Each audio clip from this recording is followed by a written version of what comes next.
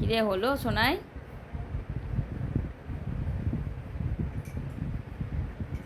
সোনাই আমাকে চা করে দিচ্ছে, রোজ সন্ধ্যাবেলা চা করে দেয় সোনাই। চাটা প্রতিদিন আমাকে করে দেয়। যে আমি শুয়েছিলাম, দেখো শুয়েছিলাম, আর এই যে চা দিচ্ছে, জল দিচ্ছে। কারণ আছে, তারও কারণ আছে।